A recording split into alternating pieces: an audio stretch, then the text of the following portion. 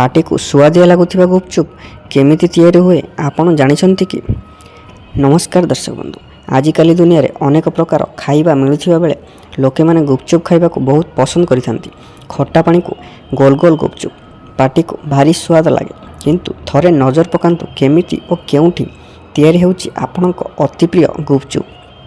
ଏହା ହେଉଛି ଭୁବନେଶ୍ୱର ଶ୍ରେୟା ଛକକୁ ଲାଗି ରହିଥିବା ପ୍ରେସ୍ କଲୋନୀ ବସ୍ତି। ଏଠାରେ ପ୍ରାୟତଃ 40ରୁ ଅଧିକ ପରିବାର ଗୁପଚୁପ୍ ବ୍ୟବସାୟ କରିଥାନ୍ତି। ବିହାରରୁ ଆସିଥିବା ଏହି ବ୍ୟବସାୟୀମାନେ ଏଭଳି ଅସ୍ୱାସ୍ଥ୍ୟକର ପରିବେଶରେ ରହୁଛନ୍ତି।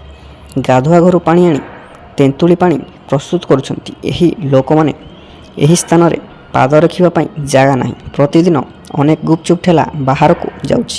ଏହା ସହ ଶୁଖିଲା ଗୁପଚୁପ୍ ପରେ ପାପୁଡ଼ି ନାଲି ରଙ୍ଗର ସକ୍ସ ପ୍ରସ୍ତୁତି ଦେଖି ଆପଣଙ୍କ ମୁଣ୍ଡ ବି ଗୋଲ ହୋଇଯିବ।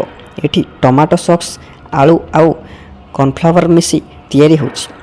ଉତ୍କଳ ବିଶ୍ୱବିଦ୍ୟାଳୟକୁ ଲାଗି ରହିଥିବା ବସ୍ତିଗୁଡ଼ିକରେ ମଧ୍ୟ ସ୍ୱାଦିଷ୍ଟ ଗୁପଚୁପ୍ ପ୍ରସ୍ତୁତ ଚାଲିଛି। ଲୋକେମାନେ ଅନେକ ବର୍ଷ ଧରି ଗୁପଚୁପ୍ ତିଆରି କରୁଛନ୍ତି। ସାଧାରଣତଃ ବର୍ଷା ଦିନେ ପାଣିରେ ଅନେକ ପ୍ରକାର ଜିନିଷ ଭାସି ଭାସି ଆସିଥାଏ, ଆଉ ଏହା ସ୍ୱାସ୍ଥ୍ୟ ଖରାପ କରିଥାଏ, ଯାହା ଠିକ୍ ନୁହେଁ। ସେଥିପାଇଁ ଗୁପଚୁପ୍ ସ୍ୱାସ୍ଥ୍ୟକର ହେବା ଦରକାର। ଜଳ ପ୍ରଦୂଷିତ କାରଣରୁ ଅନେକ ପ୍ରକାରର ରୋଗ ହୋଇଥାଏ।